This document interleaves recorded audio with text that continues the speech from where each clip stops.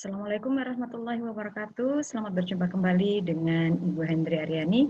Masih dalam pembelajaran IPA daring di bab keempat pertemuan kedua.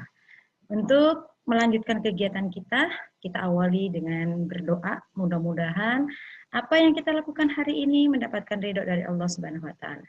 Silahkan berdoa sesuai dengan agama dan kepercayaan kalian masing-masing. Berdoa dimulai.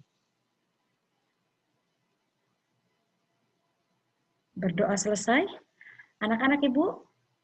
Yang kedua adalah jaga sikapnya, penampilannya, kemudian tetap disiplin dalam mengikuti kegiatan daring agar kalian terbiasa dengan pembelajaran yang harus disiplin ilmu.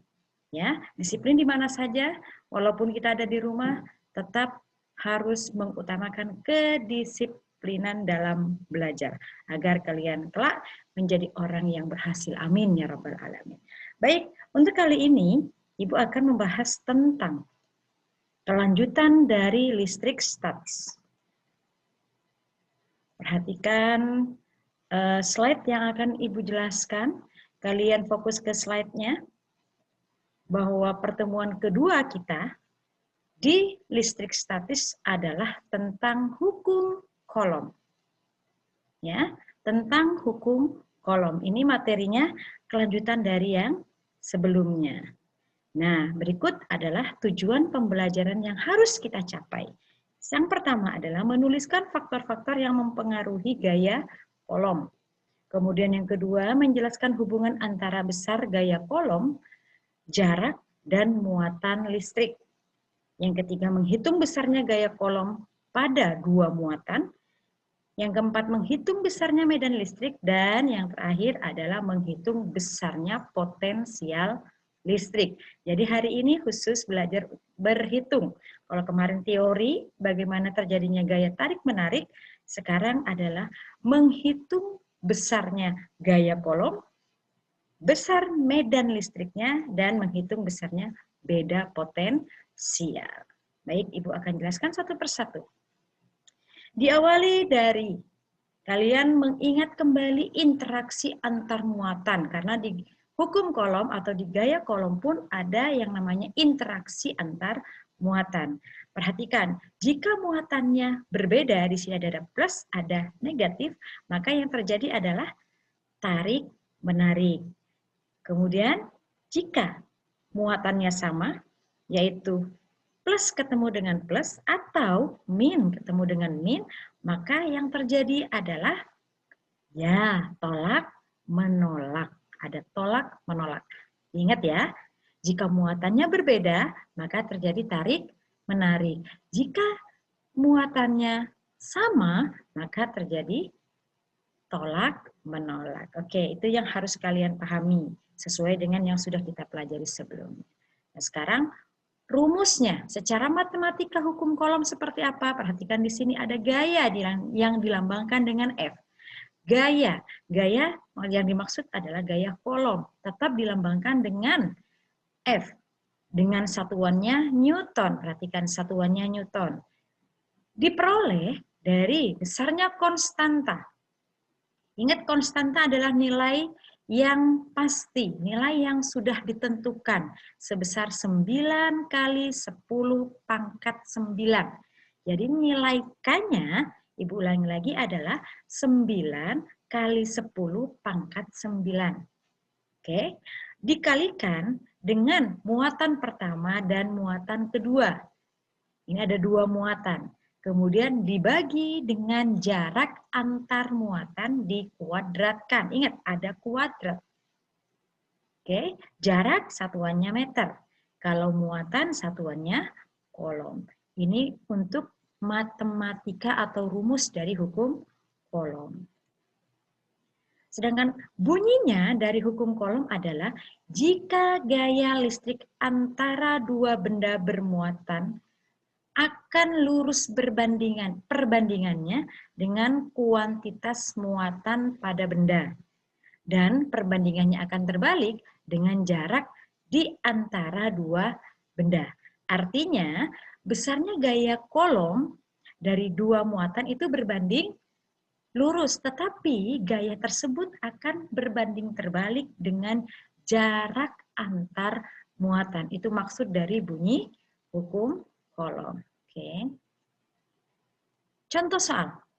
Contoh soal. Ya, perhatikan contoh soalnya, Nak.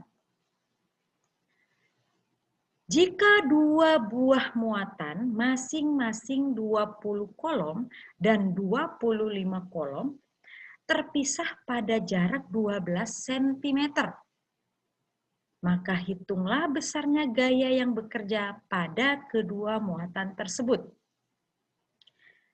Yang pertama harus kalian lihat apa saja yang diketahui. Perhatikan di sini ada 20 kolom, 25 kolom.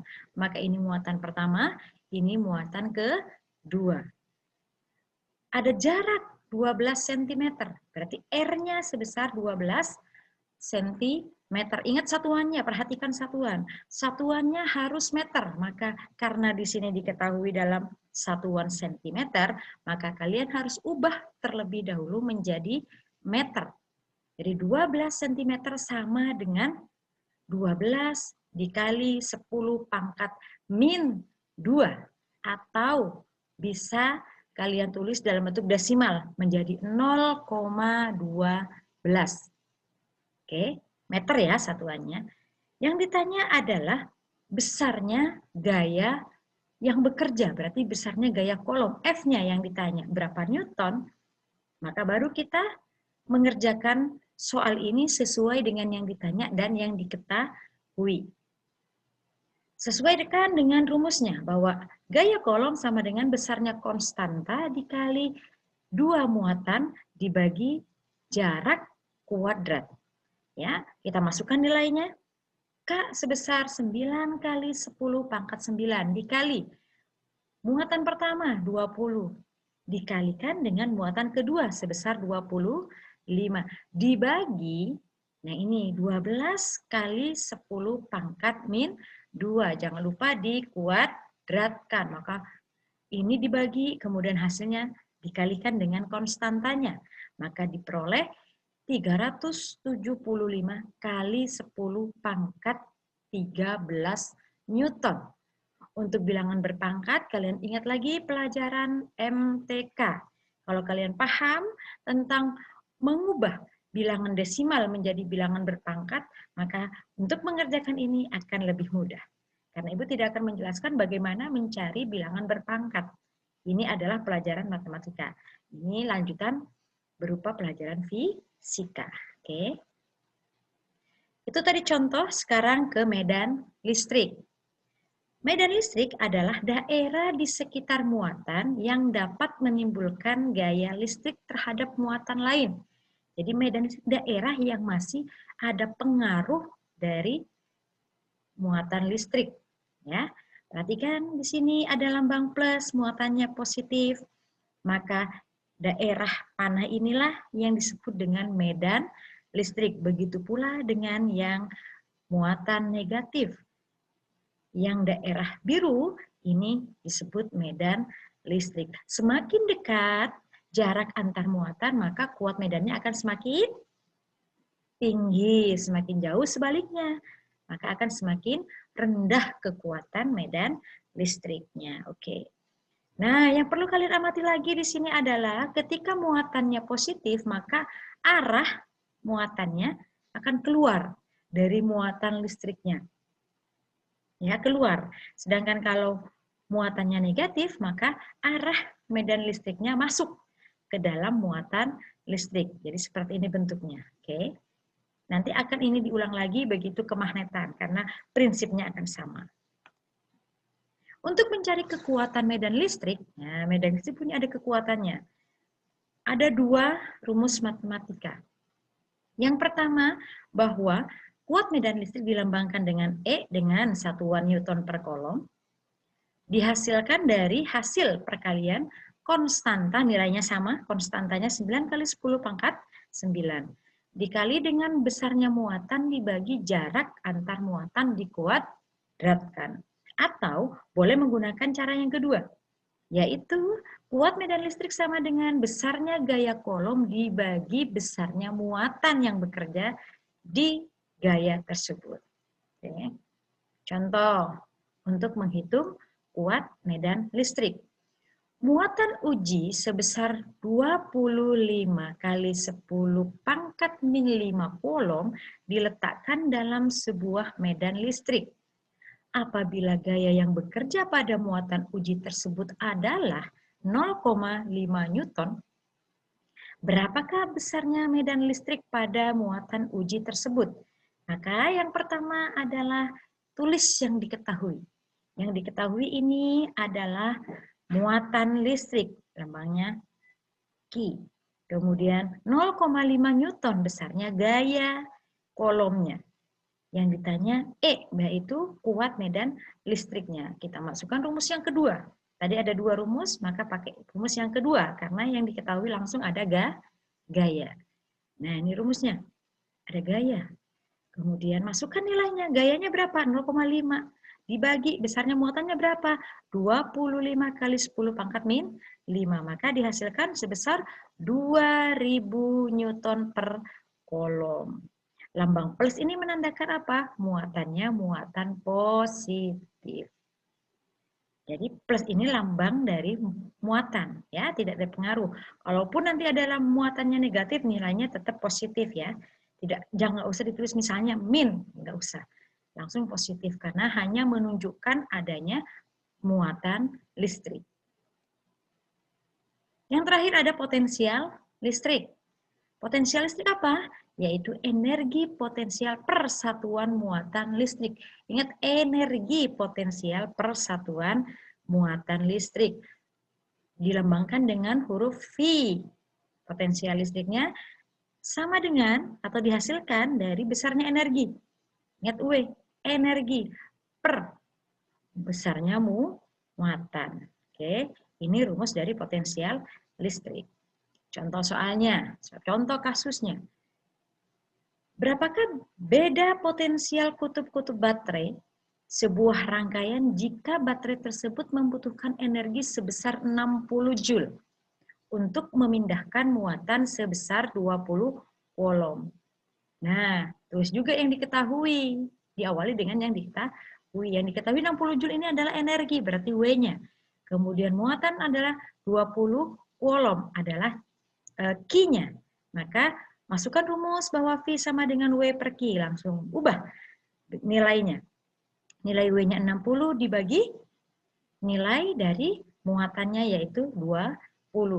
Maka hasilnya 3 volt. Jadi, besarnya beda potensial tersebut adalah 3 volt. Oke ya?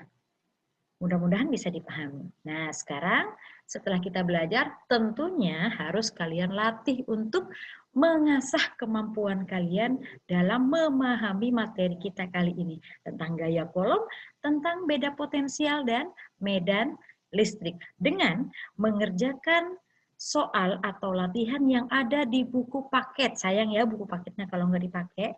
Buka-buka paketnya halaman 175, 177, dan 178. Dibuka, kemudian dikerjakannya di buku tulis, hasilnya difoto, kemudian dikirim melalui grup yang sudah kalian terima untuk materi IPA. Nah, demikian pembelajaran kita hari ini. Mudah-mudahan ada manfaatnya. Kalau kurang jelas silahkan tanya melalui grup. Ibu tidak akan menutup chat Ibu selama itu masih ada hubungannya dengan pembelajaran. Tetap ada di rumah, tetap disiplin, tetap semangat belajarnya, jaga kesehatan. Jangan kemana-mana, selalu berdoa, mudah-mudahan pandemi ini segera berakhir. Ibu akhiri, wassalamualaikum warahmatullahi wabarakatuh, sampai jumpa.